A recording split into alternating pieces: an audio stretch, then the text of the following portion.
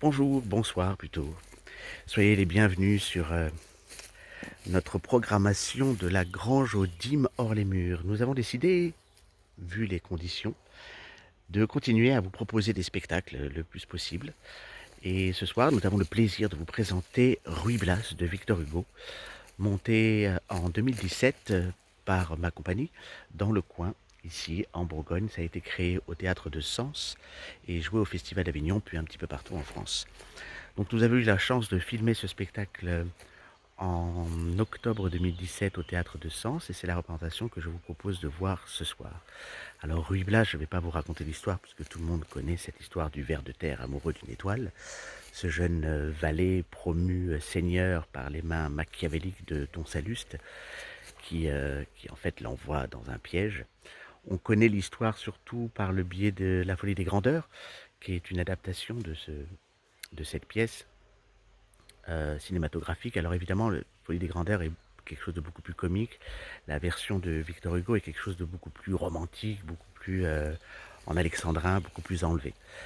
Dans le parti pris que j'ai pris, de la pièce de ce soir que vous allez voir, c'est un parti pris un peu particulier puisque je voulais que ce soit une histoire qui vous soit racontée.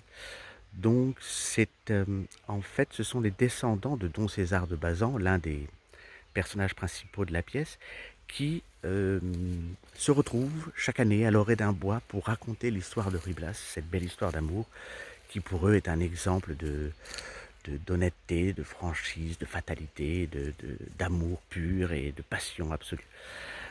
Donc ils se réunissent chaque année et ils jouent la pièce. L'avantage de ce parti pris, c'est de cette espèce de mise en abîme, c'est que ça nous permet d'enfiler une cape, d'enfiler un chapeau et hop, tout de suite on devient le personnage que l'on va interpréter. Et je voulais aussi que ce soit des manouches parce que je voulais qu'il y ait beaucoup de musique. Et vous allez voir tout au long de la pièce, il y a de la musique qui accompagne le spectacle, deux guitaristes, un ukulélé et une flûte traversière qui accompagnent le spectacle et qui nourrissent le spectacle, qui transcendent l'amour, qui accompagnent les envolées lyriques d'Alexandrin. Et je trouvais que c'était intéressant d'avoir tout ça.